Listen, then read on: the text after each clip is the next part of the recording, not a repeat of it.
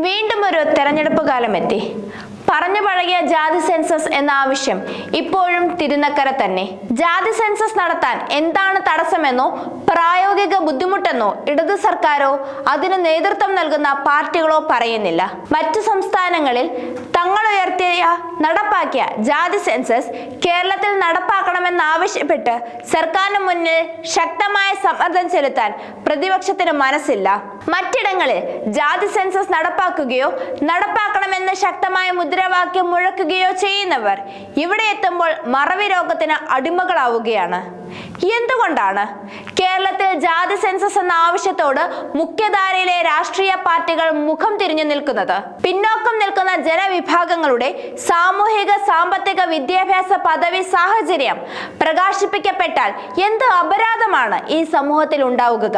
അർഹതപ്പെട്ട നീതിയും പരിഗണനയും ചോദിക്കുന്നതും നേടിയെടുക്കുന്നതിന് നിലകൊള്ളുന്നതും ആരെയാണ് ഇത്രമേൽ അസ്വസ്ഥപ്പെടുത്തുന്നത്? സാമൂഹിക നീതിയും സ്ഥിതി സമത്വവും വാദിക്കുന്നവർ പോലും ജാതി സെൻസസ് എന്ന ആവശ്യത്തിന് നേരെ മുഖം തിരിക്കുകയാണ്. കേരളത്തിൽ ജാതി സെൻസസ് വേണ്ടെന്ന് സവർണ മേധാവികളുടെ തിട്ടൂരം ഭയന്നാണ് പുരോഗമനക്കാരെന്ന് ഉറക്കത്തിൽ പോലും ഉരുവിടുന്നവർ വരെ മലക്കം മറിയുന്നത്. എന്തൊരു നിലപാടില്ലായ്മയാണിത്! അതിർത്തി വിട്ടാൽ ജാതി സെൻസസിന് വേണ്ടി ജിഹ ഉയർത്തുന്നവരാണ് കോൺഗ്രസും CPM-ഉം, എന്തിന് BJP വരെ. എന്നാൽ വാളയാറിനിപ്പുറം തലപ്പാടി ചുങ്കം കഴിഞ്ഞാൽ ഇക്കാര്യത്തിൽ മൂന്ന് മുന്നണികളും അനിശ്ചിതത്വമായ മൗനത്തിലാണ്. എത്ര കാലം ഈ വിധത്തിൽ പൊതുസമൂഹത്തിന്റെ കണ്ണിൽ പൊടിയിടാൻ കഴിയും?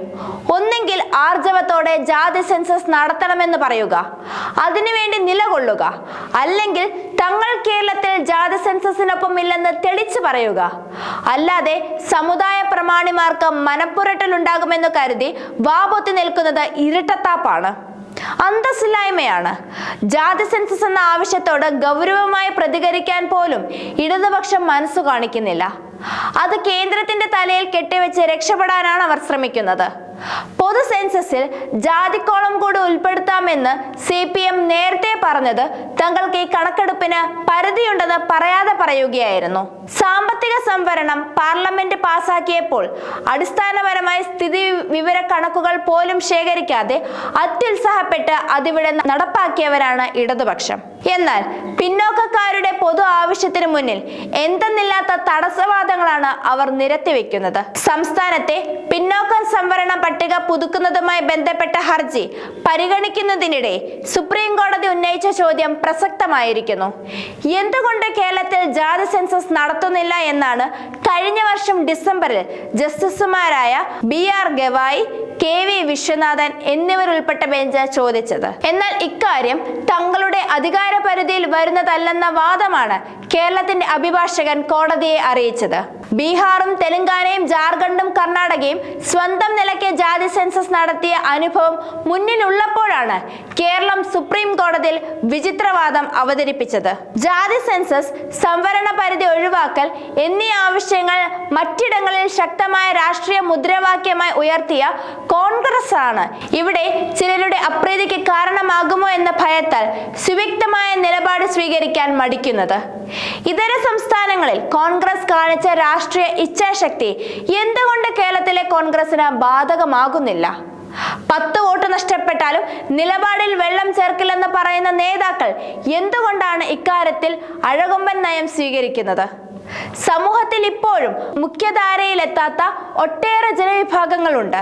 അതിന് സാമൂഹികവും സാമ്പത്തികവും മതജാതിപരവുമായ കാരണങ്ങളുമുണ്ട്. നിലവിലെ സംവരണ നയങ്ങൾ യഥാർത്ഥ ഡേറ്റയുടെ അടിസ്ഥാനത്തിൽ നിർവചിക്കാനും പുനഃപരിശോധിക്കാനും കഴിയുമെന്നതാണ് ജാതി സെൻസസിന്റെ പ്രധാന നേട്ടങ്ങളിലൊന്ന്. അനർഹമായ ആനുകൂല്യങ്ങൾ പിന്നോക്ക വിഭാഗവും ന്യൂനപക്ഷങ്ങളും വാരി കൂട്ടുന്നുവെന്ന ചില സമുദായ നേതാക്കളുടെ ആരോപണങ്ങളുടെ നിജസ്ഥിതി ബോധ്യപ്പെടാനും ജാതി സെൻസസ് വഴി സാധിക്കും. പിന്നോക്ക വിഭാഗങ്ങളുടെ വിദ്യാഭ്യാസം, തൊഴിൽ, വരുമാനം തുടങ്ങിയ സാഹചര്യങ്ങളെക്കുറിച്ച് വ്യക്തമായ ഡാറ്റ ലഭ്യമാക്കാനാകും. ഇതുവഴി ക്ഷേമ പദ്ധതികളും സർക്കാരിന്റെ മറ്റു പദ്ധതികളും സാമൂഹിക നീതിയിൽ ഊന്നി നിന്ന് നടപ്പാക്കാൻ കഴിയും. സമൂഹത്തിൽ ഇപ്പോഴും മുഖ്യധാരയിൽ എത്താത്ത ഒട്ടേറെ ജനവിഭാഗങ്ങൾ ജനവിഭാഗങ്ങളുണ്ട്. അതിന് സാമൂഹികവും സാമ്പത്തികവും മതജാതിപരവുമായ കാരണങ്ങളുമുണ്ട്. നിലവിലെ സംവരണ നയങ്ങൾ യഥാർത്ഥ ഡേറ്റയുടെ അടിസ്ഥാനത്തിൽ നിർവചിക്കാനും പുനഃപരിശോധിക്കാനും കഴിയുമെന്നതാണ് ജാതി സെൻസസിന്റെ പ്രധാന നേട്ടങ്ങളിൽ ഒന്ന്.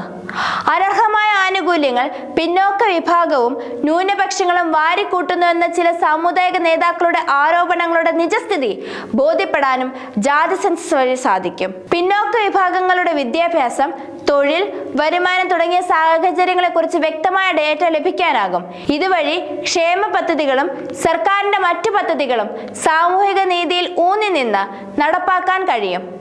നിയമസഭാ തെരഞ്ഞെടുപ്പ് പ്രഖ്യാപനത്തിന് ഇനി ആഴ്ചകൾ മാത്രമാണുള്ളത്.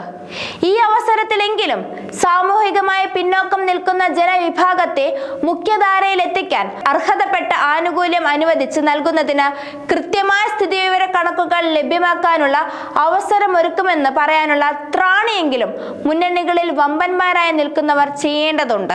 അധികാരത്തിലെത്തിയാൽ ജാതി സെൻസസ് നടത്തുമെന്ന് പറയാനുള്ള രാഷ്ട്രീയ സധൈര്യം പ്രകടിപ്പിക്കാൻ കോൺഗ്രസിനോ CPM-നോ സാധിക്കുമോ എന്നതാണ് ചോദ്യം. ഈ ചോദ്യത്തിന് മറുപടി പറയാനെങ്കിലും രാഷ്ട്രീയ നേതൃത്വങ്ങൾ തയ്യാറുണ്ടോ എന്ന് നമുക്ക് നോക്കാം.